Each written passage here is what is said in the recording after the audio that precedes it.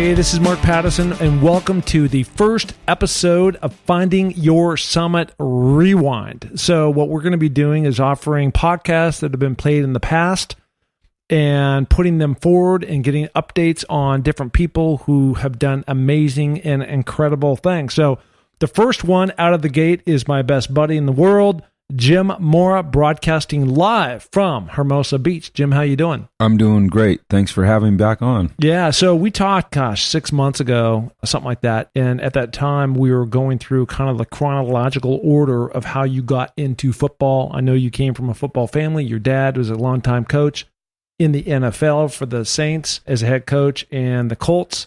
And we just talked about goal setting, about drive, about motivation, and about how you've navigated. And at that time, you were the head coach of the UCLA Bruins.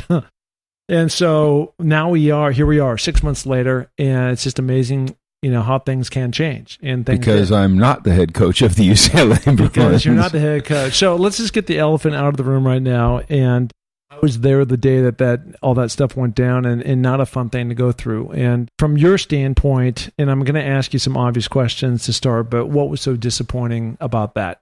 Well, it was disappointing on many, many levels. Number one, I think that you have to look inward first before you start to blame others.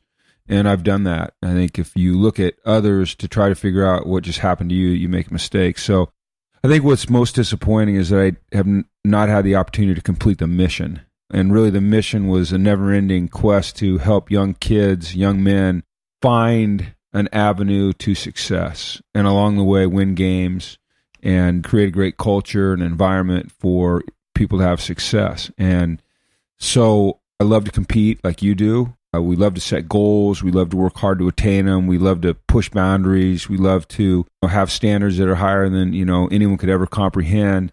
And to really kind of lose that ability to do those things for a certain point in time has been a real setback. Yeah, no, I can appreciate that. And what I've just continued to learn, because I've had a number of setbacks in my life, and I call them traversing, right? Where they happen, and then you got to zig, you got to zag, you got to figure your way out of it, and it's no fun. But every single one of these circumstances that's happened to me, I've always found there was some bright light at the end of that tunnel, and there was some great lesson to be learned by that, right? So I go back to my own situation 6-7 years ago when I was going through a tough period with my relationship with my now ex-wife. And even though she's a really good person, we just weren't connecting in the way that we needed to connect with. And so my bucket was so flippin' empty, I needed to do something about that. And what came out of that was this goal to become the first NFL guy to climb the 7 summits. And at the time, there was no podcast, and there was no newsletter, and there was no Facebook, and there wasn't an opportunity to connect with you and Chris Long and other guys with Water Boys to go back down to Tanzania and climb that mountain and raise all that money for the people of the Maasai tribe. And so while I would have never wished this upon anybody, there's been so many blessings that have come out of this. And I see the same thing with you. You've got 25 years of NFL head coaching, or NFL partially head coaching experience, and the last 6 years as the head coach guy at UCLA. And there are so many people that can benefit from your knowledge and from your goal setting and motivation and what you've learned that you can give them. I mean, I just see great things ahead for you. Well, I hope so. And I think it's all about attitude and perspective. And I think you work to the place that you are in now, but it's a tough journey, but it's one you can't give up on. And as you said, there's going to be some valleys and there's going to be some peaks. And in some days, there's going to be many valleys and peaks. And over a long time, there's going to be hopefully fewer valleys and more peaks, but it's a process. And I've been through it before. As a head coach in the National Football League, twice was fired. They say as a coach in football or in professional sports in general, you're hired to get fired. So yeah. I've been through it before. And it has always taken me a little while to rebound, get my bearings back, and then progress forward. But I've always found a way to come out on the other side in a better place. In particular, this UCLA experience for me was an amazing 6 years. And the last two were difficult in terms of win-loss record, but I point to things that we did that were maybe more meaningful than the wins and losses on the field, such as taking a graduation success rate that was 59% when we got there and moving that needle to 86% when we left. Mm-hmm. Or, having a 100% success rate with our student athletes getting a job when they were done playing football, or sending the most players in the Pac-12 into the NFL of any team in the Pac-12, or having the highest grade point average in the history of UCLA football. And all those things to me were just indicators of success in the program and the culture. And so while I came out of an environment in the NFL where I was desperately disappointed that I got released from the Seattle Seahawks, I regrouped, came into this UCLA job, and found a new kind of mission. And I think the same thing hopefully will happen again after this episode. Yeah, well, I think that there's no question that our good buddy Hugh Millen, quarterback for the Huskies and long time in the NFL, we both agree that your personality might be better suited for college kids than they are, so. And really impact those guys so much in a deeper way. So, you have the ability to shape lives rather than just, as I always say, the concrete hasn't hardened on who these young people are. Where in the NFL, they're a little bit more into being men and to family. And at this point, when they're high schoolers or just new in college, you can really help shape who they're going to become. Another UCLA great, Jerry Robinson, when I did a podcast with him, the first thing that came out of his mouth is I said, "Jerry, how are you doing?" And he goes, "Every day I wake up with an attitude of gratitude." So going back to what you were just saying, it just depends on what lens you want to look through. I mean, you've had an amazing life. You've been able to coach some incredible athletes and been around in some of the most crazy games with finishes, that have been really exhilarating. And, I know that path is still ahead for you. Something else that happened that not a lot of people know about, it was kind of double jeopardy for you. And again, the reason why I kind of giggle about this a little bit is because I really see you emerging out in a really positive way. But you were up skiing. It was the one time that one or two times you left me behind. You didn't bring me to Park City. We weren't there, and you blew your knee out, and not just blow it, but I mean seriously did amazing damage to it. It was called the tibial plateau fracture. So I have a plate and 8 screws in there. For me, being active, one of the ways that I was able to refocus when I was going through adversity in the past was to push boundaries physically, through exercise or activity, or as you do, climbing or hiking or skiing, and just, pushing myself to the limit like I would do in a competitive situation. So you call it double jeopardy, and it kind of is. You're not having that outlet's been hard, but now I'm coming back from that. And then certainly, as you go through a divorce. It's been a challenging year, and there's days when I don't know if I wake up with an attitude of gratitude every day, but they're becoming more frequent.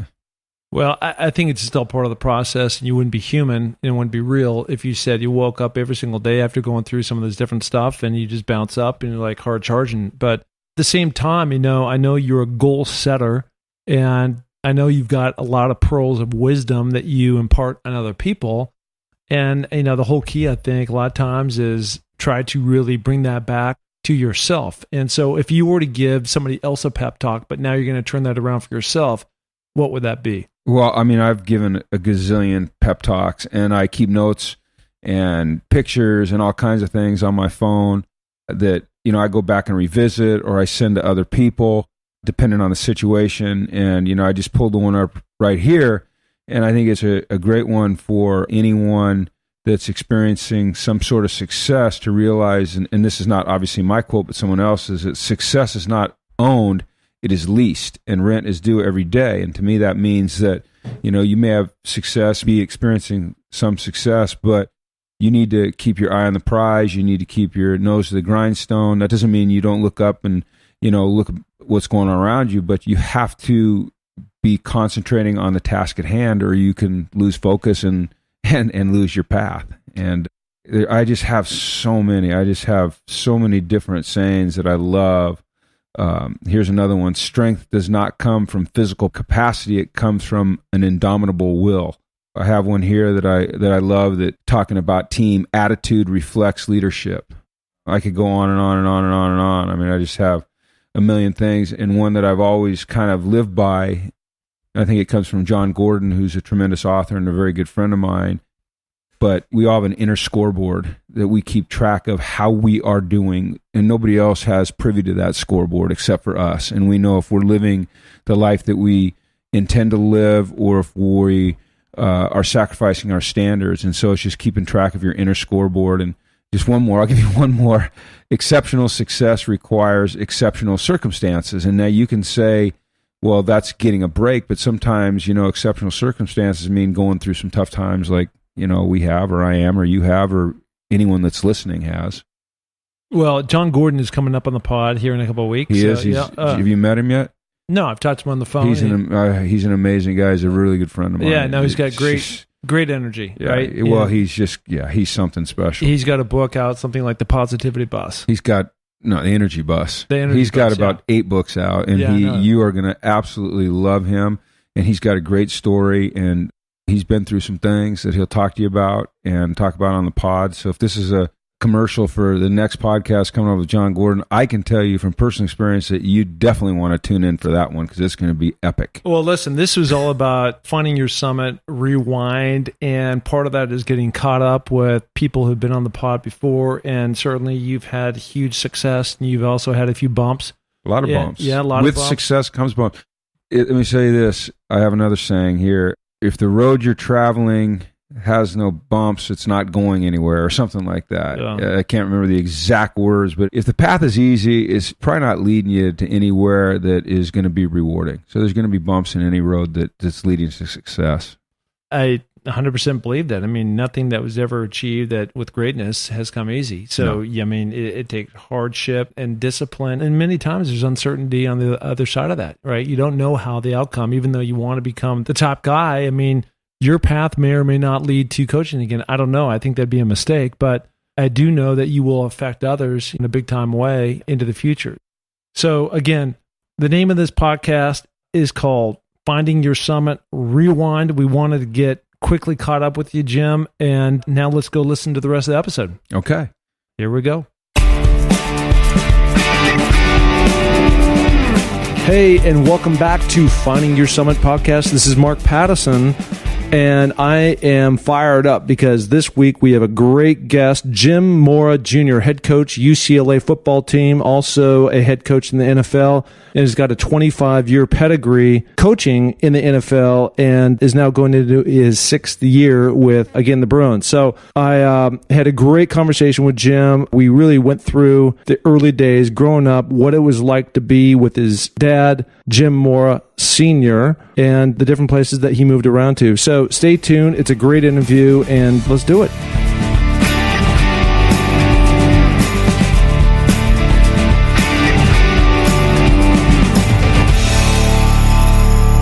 We are here at World HQ in Hermosa Beach, my recording studio, with my best friend, Jim Mora. So, Jim, I have to say I'm cheating just a little bit from the standpoint of a lot of the people that I will be interviewing going forward. I know, or I don't know, and I don't know the answers to a lot of their questions. But what I try to do today is I wanted to go back, and you're a guy of high achievement, and wanted to kind of go through your path. I think a lot of people know you as a coach, but they don't know your roots from growing up and whatnot. So why don't we start? You grew up in a football family. Your dad was a head coach, Jim Mora, coach for the New Orleans Saints and Indianapolis Colts. Tell us what it was like growing up. You didn't just grow up in Seattle. You're right. My dad was a coach, and so my entire life has really just been about one thing, and that's football. That's very simplistic because there's a lot of other things that are involved with, being involved with football. But I would say this, that every meal that I've ever had, every piece of clothing I've ever bought has been paid for by football. My dad,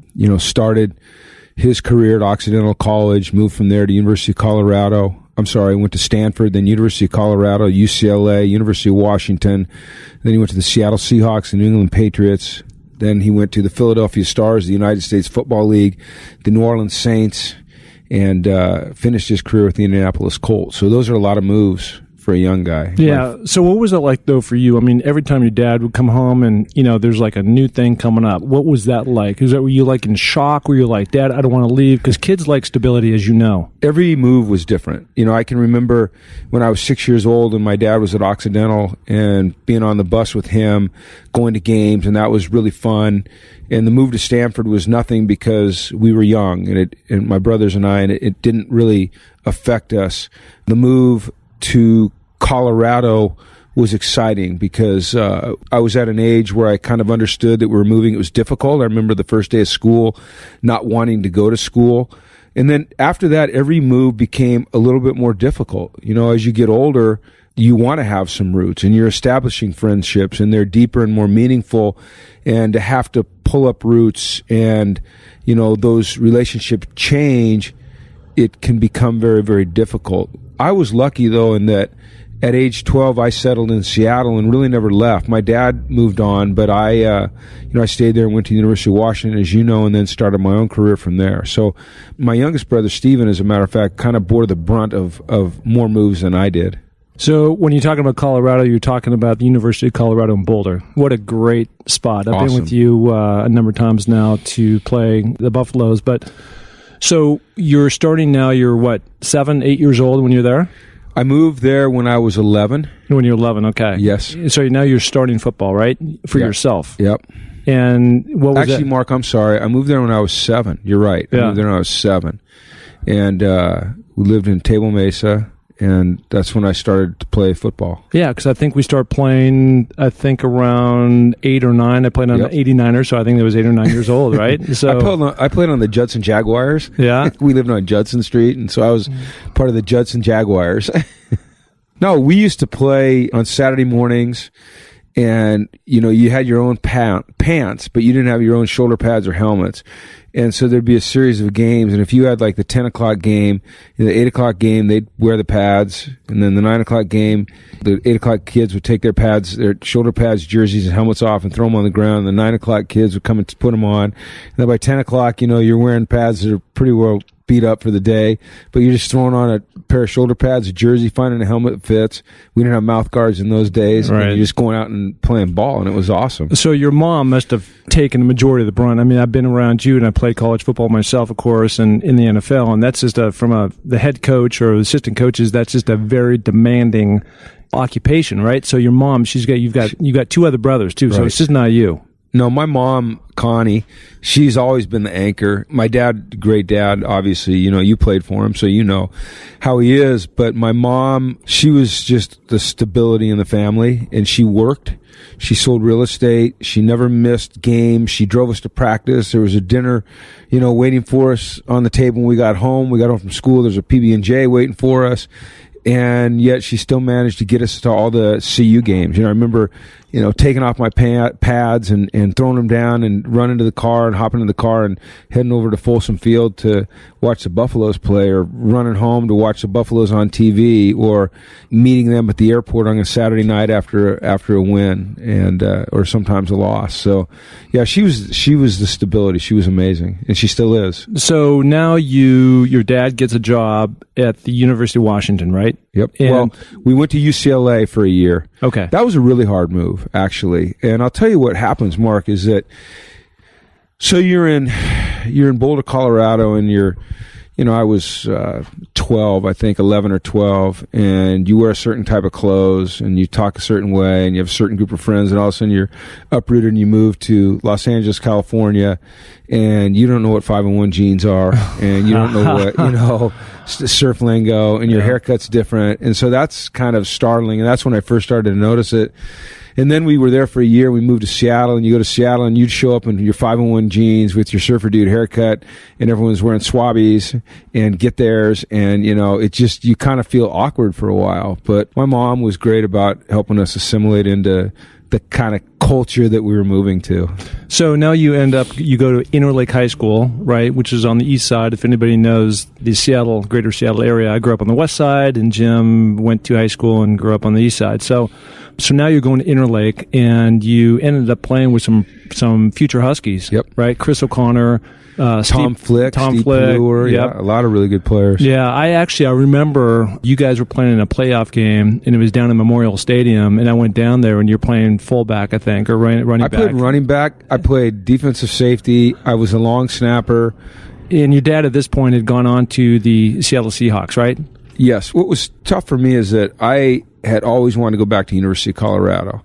In those days, it was different than now. They didn't really offer you a scholarship until you were a senior. After my senior year, I was preparing to take a trip. They'd asked me to come on an official visit to University of Colorado. And the night before I was supposed to leave, they called and canceled it. So it kind of devastated me because that's where I wanted to go. And then I had a couple of small schools that I could have gone to. What happened is my senior year in high school, I hurt my knee. And I didn't get to play most of the year. I hurt my ACL. I didn't have to have surgery, but it was sprained, and I missed about 6 games. So I really didn't get to play much, and I just kind of fell off the radar. So I ended up walking on at Washington. I tell this to people all the time. There's another buddy of ours that we're close with, Hugh Millen. And it was interesting because we all 3 took different paths. I was very fortunate to get a scholarship to the UW. You walked on to the UW. Hugh Millen went down to Santa Rosa JC, ended up coming back, walking on, earned a scholarship, you earned a scholarship, and we all ended up in the same place. Yep. So, sometimes the path isn't always exactly straightforward, for everybody. Well, I mean, there's many different paths to success, as you know. It's about your willingness to continue to walk the path. There's this great saying about success and reaching it. It says, my dad gave it to me a long time ago. I keep it on my wallet. I can't remember exactly how it goes, but it's about the search for success is never ending. And the gist of and kind of the punchline line is, does the road wind uphill? And yes, to the very end. And it's like you're always on a mission to succeed. If you ever feel like you've gotten there, that's when you start to experience failure, in my opinion. So we all have different paths to success. The important thing is that, our will to get there, our willingness to work, commit, sacrifice, invest, overcome hardship, disappointment. I mean, I had many disappointments in my life, as did you. And yet somehow we found it within ourselves to just continue to take the next step towards our goals. We weren't going to be deterred. Yeah, I think a lot of times what you're talking about is the journey, right? Mm-hmm. And you're right. I know in my case, people who saw me catching the winning touchdown against Michigan or another team or whatnot, they would say, you're so lucky, but they had no idea the hardship that we went through and grinding down in that weight room and running the stairs and all those types of things. And, it just makes you a better person in the long run. Yep. And so it's also great for you. You're in this great position now as a head coach to impart that knowledge and that wisdom upon guys, especially today. There's so much more immediate gratification that these guys expect, right? Yeah. I mean, every day I have an opportunity to go back into my life and pull something out of it and use it as an example for the players that I coach now at UCLA. And it's not always about football, but it's about life and life experiences. And I think it's always great when a young kid can hear a guy, 55-year-old like myself, who now they think is very successful, say, I do understand, and then have an example of why I understand. Saying, yeah, I get it. That's one thing. But here's what happened to me in college. I was a walk-on. And it was tough. And I remember this one practice where, Coach James was yelling at me and I lost it and I started to cry. So I understand where you're coming from. And that's just one example, but there's many. And I think that helps me now in what I'm doing with these young men that I deal with every day. Yeah, that's awesome. So let's go back to a story. And I don't know if you're in high school at this point, but your dad now is coaching for the University of Washington in 1977. And in the 1978, technically the same 1977 season, they go to the Rose Bowl. Right. Warren Moon is the quarterback. And I think you got to be the ball boy or something? I was a ball boy. Yeah, I was a ball boy that year. And so when they played in the Rose Bowl, my brother Michael and I were ball boys in the Rose Bowl. Yeah, so, I mean, it's so ironic now that you're the head coach at UCLA and your home field is the Rose Bowl. Well, I've been able to be a ball boy in the Rose Bowl, play in the Rose Bowl, and now I coach in the Rose Bowl stadium, but we want to win a Rose Bowl. Yeah. I don't think that there's many people that could say that they were a ball boy for a winning Rose Bowl team, played on a winning Rose Bowl team, and coached a winning Rose Bowl team. So that's a pretty significant goal for me. Yeah. I remember the only time, considering how far I went in the NFL, that I ever got hurt was when you ran out and you tackled me and you broke my foot. Well, I don't think that's the way the story goes. I think I had you covered like a blanket, and as we both went for the ball, and I knocked it away, and you stumbled because you were very unathletic, and I landed on your ankle and broke it.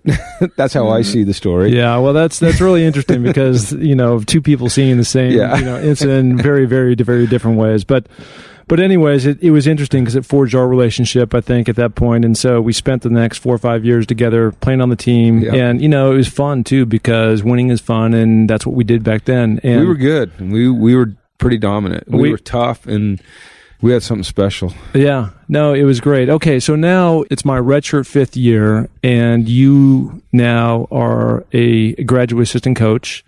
A student assistant. A student assistant. I was still in school, so I was a student assistant. Yep. So now you do that, and now we go to the Orange Bowl.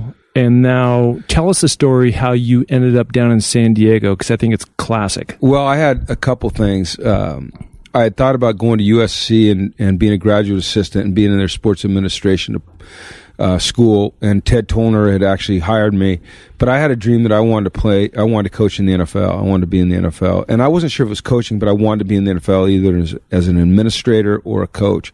So And where was your dad at this time? My dad was, he was in New England, I believe, or he might have been in Philadelphia, the Philadelphia Stars. At the USFL? Yeah, in the USFL. Okay. But this was before computers, obviously, and so I typed out letters to every general manager in the NFL and every head coach in the NFL. And at that time, there was 28 teams, so 56 letters I typed out and introduced myself and said, I was willing to do anything to get my foot in the door of the NFL. And I got a number of letters back that said, we'll keep your resume on file, but we have nothing now. And so I wrote everyone back again. And said, thank you, please do keep my resume. And I'm sure they, tossed that right in the wastebasket. But fortunately, one person didn't, and that was Johnny Sanders, who was the general manager of the San Diego Chargers at the time. And Johnny Sanders had coached my dad in the CIF All-Star game here in Southern California when my dad was at University High School. So I think that I know you and I and Hugh were out throwing the ball at the creek on a Friday afternoon. I think you and I were throwing the ball, and Hugh came to the door and he said, hey, there's a guy named Johnny Sanders on the phone for you. And I'm like, yeah, right.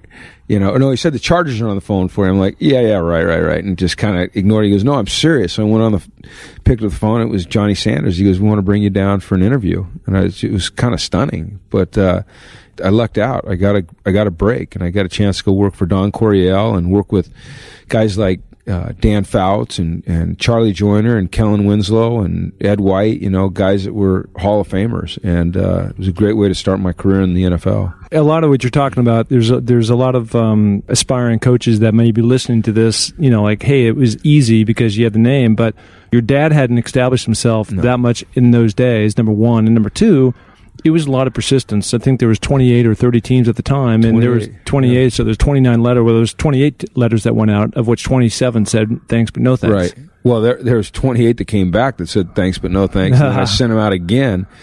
I just was going to be persistent, and I did get a break. But after you get the break, you still have to make your own way. It doesn't matter who you are, or what your reputation is you still have to forge your own path. So while I had the same name as my dad, and that helped me get in the door, I still believe it was my work ethic that kept me there and allowed me to continue to progress up the coaching ladder. When I went to San Diego, it was my goal that every single day I was going to be the first one in the office, and I was never going to leave before everyone else had left. I was going to be the last one out. I was going to learn how to do everything. I was going to get a key to everything.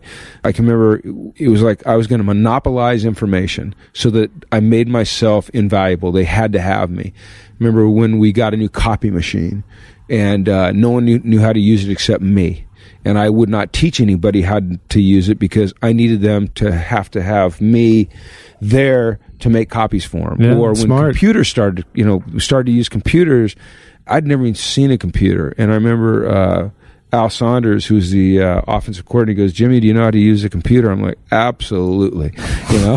He's like, okay, you're the computer guy. Right. Great. I'm the computer guy.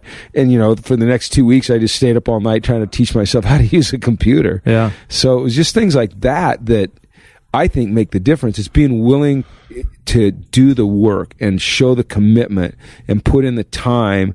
And not just do it every once in a while, but do it every single day. That's how you become successful. There's a guy on your staff right now that I think must remind you of you a little bit, Scott White, right? Mm-hmm. Yeah, Scotty's a great story. So similar type deal, right? So share that with us. Scotty played at Washington, and then he didn't make it in the NFL. And he took some small college jobs, some high school jobs, kind of worked around different places, but was having trouble finding his way to the Division I level. Rick Neuheisel brought him in as a volunteer. Scotty was one of those guys that would just stay around all day, all night working. People don't know this, but he slept in the locker room or his car when he had one. He made no money. He ate at the training table. He worked a second job. When I got the job, I kept him on as an intern. Really didn't pay him anything. He continued to stay we had a players' lounge. He'd sleep in the players' lounge. And I noticed him, but I really didn't get to know him until probably the second year that I was there. And I just said, this guy's he's good. He's always around. He always has the answers. He never says no. He always says yes. If you give him a project and you have an idea of how you want it to be done, it's always done better than you expected. He's dependable. The players respond to him. You can just count on him to be there when you need him. That's why I started watching him more and watching him on the field and watching how he interacted with the players and his knowledge of the game. And he's always watching film and always talking to people about how to reach the players in a different way and coach and teach and things that need to be emphasized. And now he's my linebacker coach and special teams coordinator. And it's just great to see a guy that was willing to make those sacrifices and make that investment.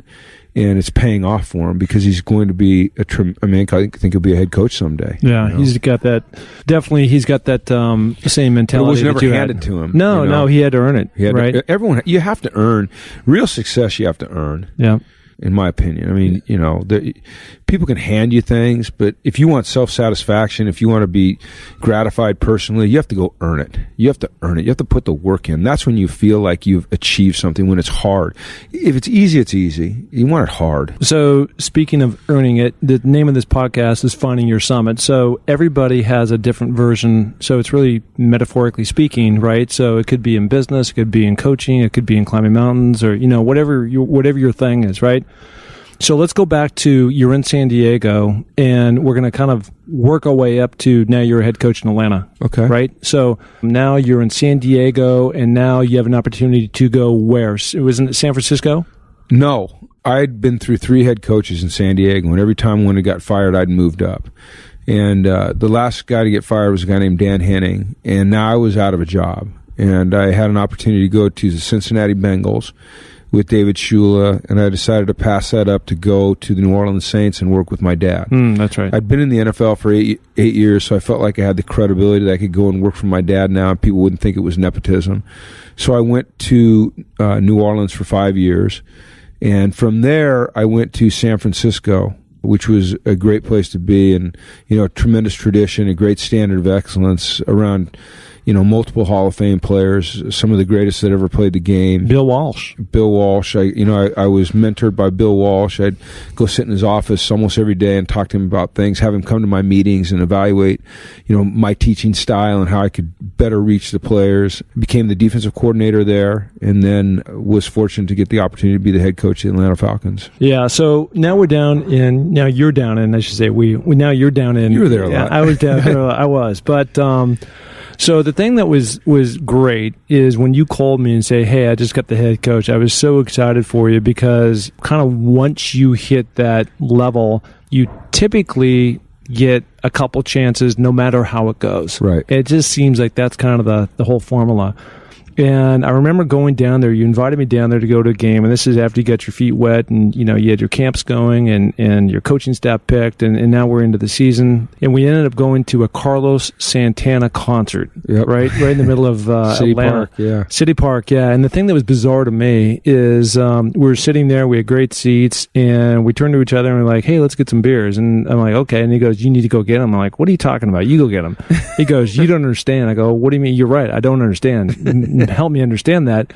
And the South is just so much different, and you were so recognizable that you couldn't get from point A to point B without being mobbed. And it was just like an eye opener for me. It's just like, well, it's different. I don't like that stuff, as you know, but that's the way it is in the South. And we went in there and we had immediate success. We took over a 5-11 team and went 11-5 and went to the NFC Championship game my first year. So, you're this 40-year-old guy, and everyone thinks you're the savior. It'd been forever since they'd been to the playoffs, and there's not a lot that they're more interested in down there than the Falcons. And so people always wanted a piece of you. And that was tough on me because I'm such a family guy that I couldn't even take my kids to the grocery store, to the mall, or to a game without them having to stand off to the side while I signed autographs for an hour. And now it's just part of the deal, but it was an awkward part of the deal for me. But outside of just being, you're saying, you didn't like it. What was that like? I mean, like, one day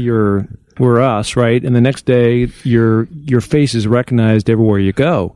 Well, it didn't change me. I understand that, but... You know that. I mean, it's never changed me. I don't like it, first of all, but I do it because I think it's part of the job, and I think if you're in a position where you have a platform and people want to meet you and they think it's neat, then... I'm lucky. I'm blessed to have the jobs that I've had, so I think it's okay to spend some time with people. But the contradiction was the time it took away from the family. I just tried to stay as humble as possible and not think that I was all that because people wanted my autograph. I realized that it could have been, this book of matches, that if that had been the head coach and they got an 11-5, they'd want the book of matches to sign autographs. It wasn't necessarily me. It was just the position of head coach. Right. And being in the South, the South's different. Yeah, the South is different. Football is a real deal in the South. I mean, it's just it's different down there. You spent time in New Orleans. I mean, it's like a religious experience for them. It's amazing. I mean, they go to church on Sunday, then they go to the games, and that's what they do. So now you have immediate success there, and you're down there for 3 years, and then it seems like every head coach, ultimately it ends. It either ends great, which is not very many people, or it ends, it ends, right? Yeah. And so I know that was a very difficult transition for you, but you talk about your summits, and it's not all about going up, because sometimes you got to go down to go back up. Yeah.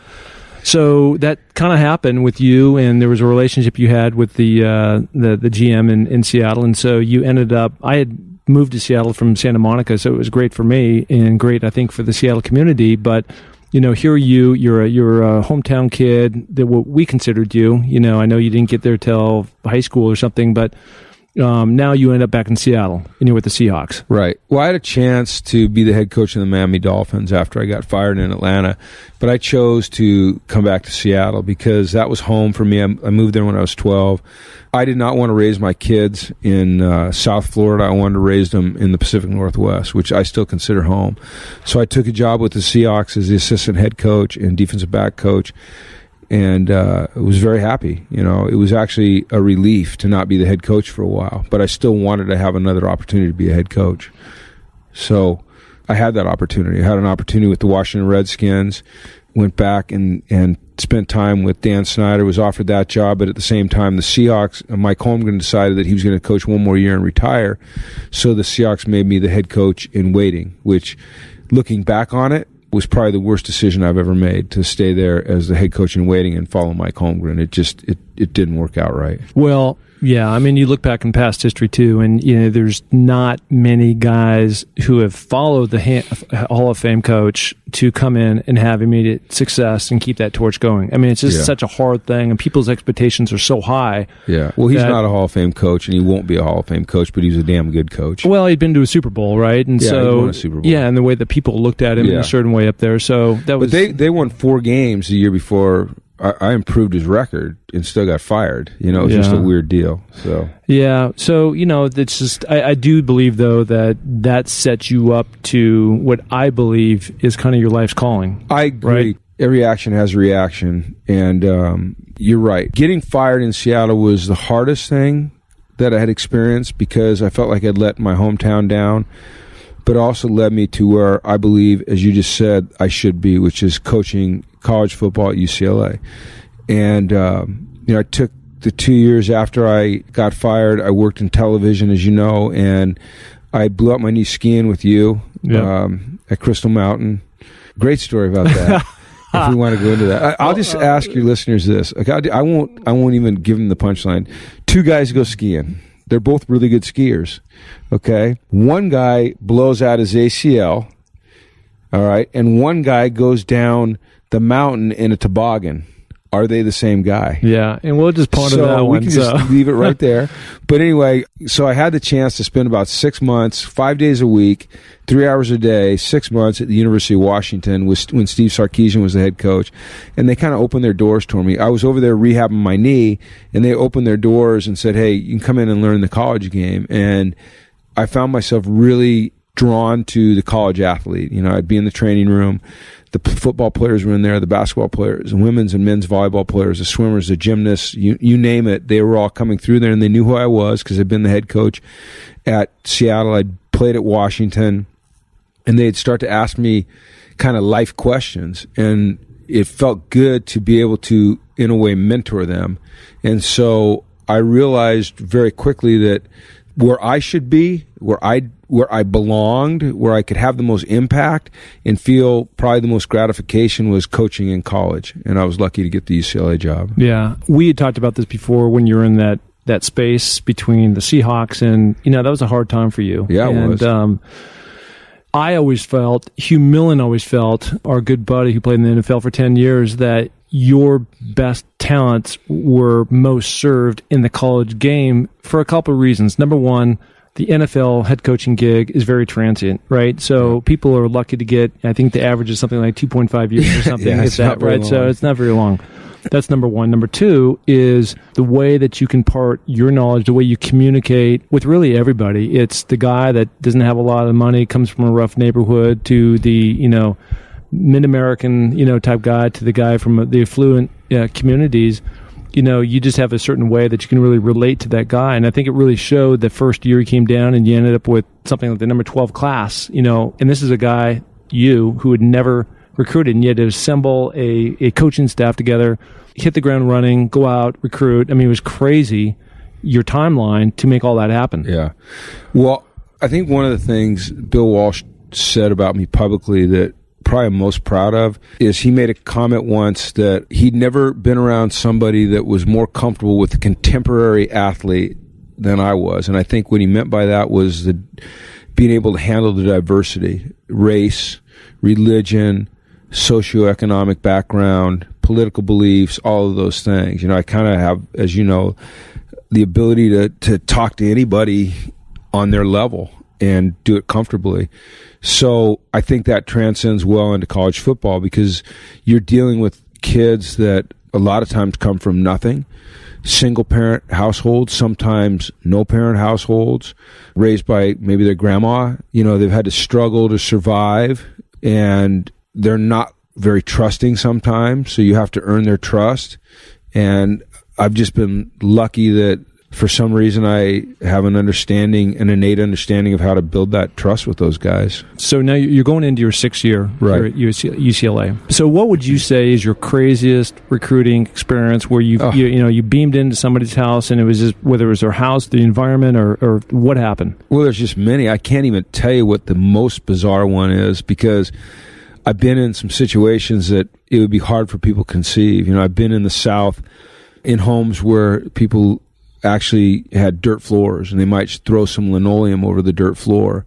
And not to exaggerate, where they'd have to go outside to the outhouse to use the bathroom. I mean, I've been to those places. I've been here in South Central Los Angeles where, and you've been with me, where, I kind of had to get permission to go into the neighborhood. A hood pass, essentially, is what they call it. And they had to know I was coming. Or, all of a sudden some guy that looks like me driving in, it's like, what's this guy doing here?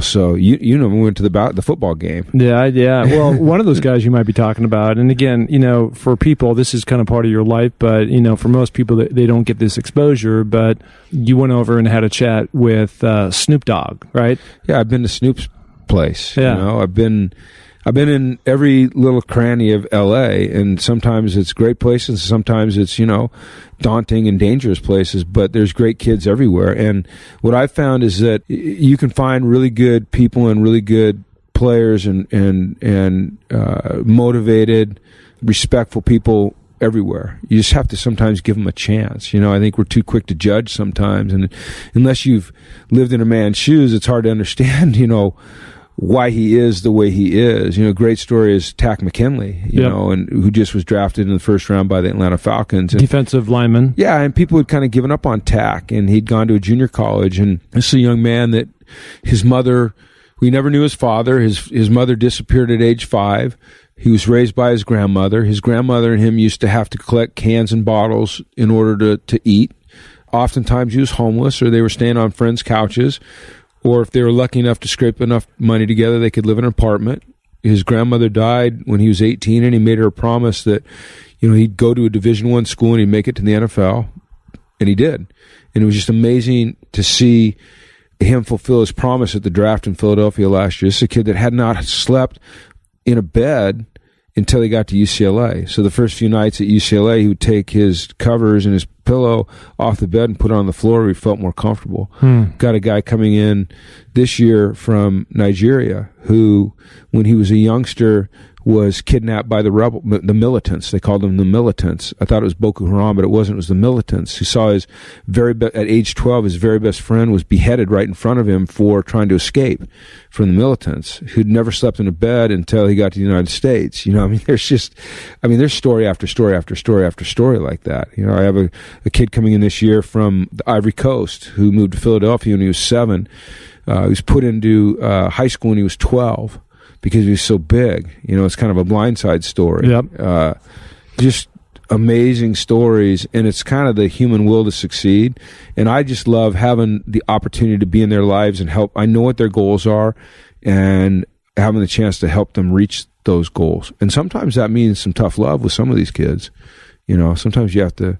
you have to get on them. You have to hold them accountable, because they start to get in their comfort zone a little bit, and they forget what they are after and where they came from. But you have to have built that trust up so that when you do hold them accountable, they understand that it's coming from a place of love. Yeah, to me, that really showed through with a guy like Tack, right, who is a super intense, emotional guy on the field, and he needed to be able to trust somebody in authority, which was you. And I thought you did a fantastic job of really trying to let him be him, but at the same time within the guidelines of team rules. It's hard.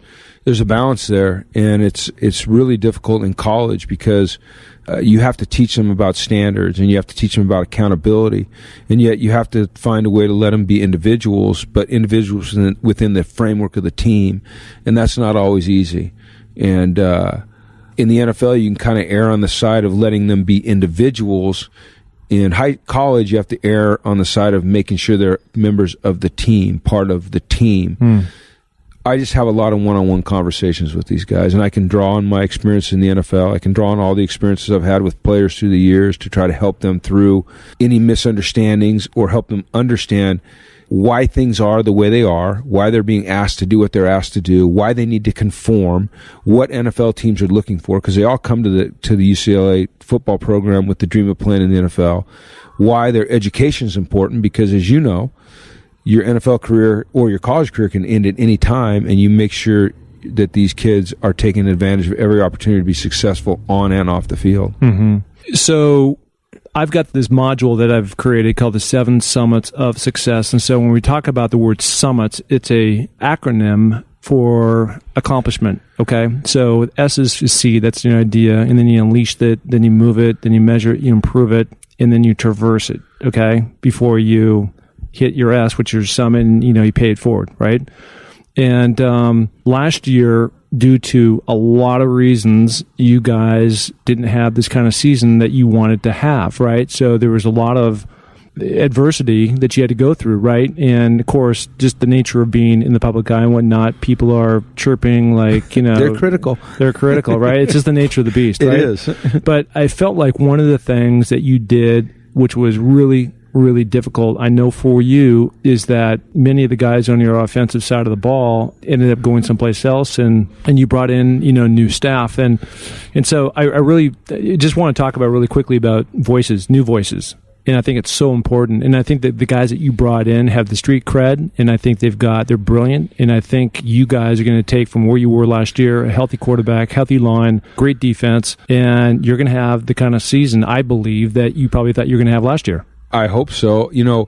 I'm very loyal, so anytime it comes time to make a change on my staff, it's really hard for me, but I also have that responsibility as the head coach to make sure that we're always moving in the right direction. So, I had to make some difficult choices. I was very lucky to be able to hire some players that are or some coaches that are fantastic and have done a great job of relating to our players, are very, very great coaches, former NFL players, a lot of great pedigree. So I'm excited about the year. But the most important thing, I think, is that we are back to having the type of culture amongst our team that's important to success. I was saying that culture precedes success, language dictates culture, and leaders determine language. And right now we have that. We have leaders that are talking the right way. And that language is creating a certain culture. And that certain culture is going to lead to us having success. And that's what I'm excited about. We're all on the same page, moving in the same direction. And we have an opportunity to capitalize on some of this momentum we've built. So you have a quarterback that's coming back that was hurt most of the year, Josh Rosen. His progress this last spring? Outstanding. Josh got hurt last year in the 5th game, and he had to sit and watch. I had a great talk with him the other day. It was probably the worst and the best thing that ever happened to him. He was kind of always the golden boy, the anointed one. And all of a sudden, things got really tough on him, and he went to a dark place. But he came out of it, and he realized that he needed to change his approach and his attitude, and that would help him have success. I think he'd taken things for granted, and now all of a sudden it was taken away from him, and he realized how much he loved playing football and loved being a quarterback and loved being a part of a team and loved the respect that comes with it. And he's embraced all of the things that are necessary to get back to being a great player. And now it's not just because he's highly skilled, it's because he understands all the other things that go into being successful. The hard work, the commitment, the sacrifice, the effort, all of those things, the investment you have to make. You said all those words, and it's awesome. And it reminds me again of you going through your patch between not knowing if you're going to coach again. You wanted to, but didn't know what your path was going to be after the Seahawks gig. And really taking a step back, being humbled a little bit, and really getting that fire back so that when you were in the position again, you put yourself in a position to be out talking to teams like UCLA. You had all the ammo ready to go. You had a book. You had a game plan. And so when you hit the ground running, you were going at full pace. And that's all about preparation meets opportunity, right?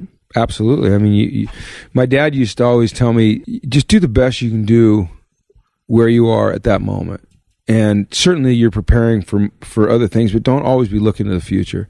Just do the best you can. And in the off season, spend some time and study and talk to people and research, but don't be a social climber.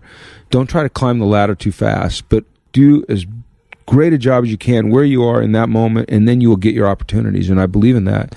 I also believe in that, as you said, finding your summit. There's no summit. There's no summit. And you said it, the summit shifts. When you get to the summit, you reach your goal, you immediately need to set a new goal. It's like if you set a standard and you reach that standard, then it's time to reset the standard. If you ever feel like you're at the top, then, it's a quick slide to the bottom, as you know. Yeah. So it's always about, to me, setting goals, never feeling like you've made it, readjusting those goals as you go, but never feeling like you've found the summit. The summit's elusive. And that's what makes it so awesome, is it's elusive. The great people are always in search of it. Well, one of the things that you talk about is summit, and I know you're not talking about this way, but for those people that don't know, Jim Mora and I were invited to be a part of Chris Long's Water Boy, which is raising money to build water wells down in Tanzania for the people of the Maasai tribe. And we got to go down there. We got to, number one, we raised money, and we kicked butt in terms of the amount of money we were asked to raise, in terms of actually funding our own well, which was, really inspirational. Number two, and we were grateful too at the same time for the people that donated to this great cause. And number two, we actually got to go down and go to these villages. And I know it had a huge impact on me, and it had a huge impact on you. And we talked about that. And, we take it for granted. We're here in Los Angeles, and there's nice cars and houses and the ocean and all these beautiful things around. And down there, it's just, we're talking about putting in a faucet, which changes their life. Water is life, and that's their big saying down there. So I don't know. It had a profound effect on me. And then you and I went and climbed the mountain Kilimanjaro with the other 6 NFL guys in Green Berets. And just that whole experience of just putting life in perspective of the bigger picture of where we're trying to go and accomplish things in life, I don't know, it really just took it down to its core for me. Me too. I mean, we live in a bubble. It's great to get outside that bubble and see what it's really like. And you're right. I wouldn't say it was life-changing. It was life-altering to see really how simple it was to help someone else, to make an impact on somebody else in a very, very profound way. And life-changing, not just moment-changing where they had instant gratification, but this is life-changing stuff that we were doing for these people. Yeah. And that was really cool. And I had another great opportunity to go to Iraq on a USO tour, and it was the same type of thing. You're over there and you're seeing these soldiers, and they're thanking you for coming. Guy, thank you for being here. Thank you for being here. You're like, no.